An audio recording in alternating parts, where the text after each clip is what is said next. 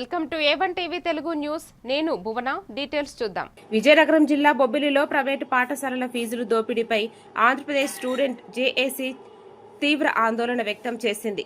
పుస్తకాలు, యూనిఫామ్లు, అడ్మిషన్ ఫీజుల పేరుతో తల్లిదండ్రులపై అధిక భారం మోపుతున్నారని రాష్ట్ర ప్రధాన కార్యదర్శి సాయి కిరణ్ యాదవ్ ఆరోపించారు. విద్యా హక్కు చట్టాన్ని ఉల్లంఘిస్తూ పాఠశాలలే పుస్తకాలు, యూనిఫామ్ల విక్రయాలు చేస్తున్నాయని విమర్శించారు. బాధ్యులపై విద్యాశాఖ వెంటనే చర్యలు తీసుకోవాలని, లేదంటే ఆందోళనలు చేపడతామని హెచ్చరించారు. ఐఐటి పుస్తకాలు అంటారు, వెంటనే ఐఐటి కరికులం అంటారు, అయిపోయింది కాన్సెప్ట్లు అంటారు, జేఈ అంటారు, మెయిన్స్ అంటారు.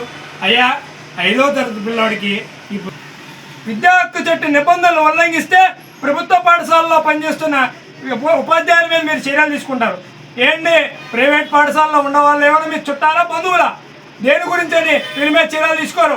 ఏవైతే మేము గొడవ చేసి సీజ్ చేయించిన పుస్తకాలు కూడాను మీరు వారం 3 రోజుల లోపలే వాళ్ళకి మళ్ళీ తిరిగి అమ్ముకునే పరిస్థితి తీసుకొస్తూ ఉన్నారు. ప్రభుత్వ ముద్రించిన ఏవైతే టెక్స్ట్ బుక్లు ఉన్నాయో అవి ప్రైవేట్ బుక్ స్టోర్స్లో కూడా అమ్మకానికి సిద్ధం చేస్తున్న ప్రైవేట్ యాజమాన్యాలు ఏవైతే ఉన్నాయో ముందు వాటి మీద చర్యలు తీసుకోవాలా. ఈరోజు ప్రైవేట్ స్కూళ్ళపై మీరు ఎందుకు చర్యలు తీసుకోరు? అయ్యా మేము చెప్తున్నాం, సూటిగా హెచ్చరిస్తున్నాం. ఏవైతే ఈ పుస్తకాలు వ్యాపారాలుగా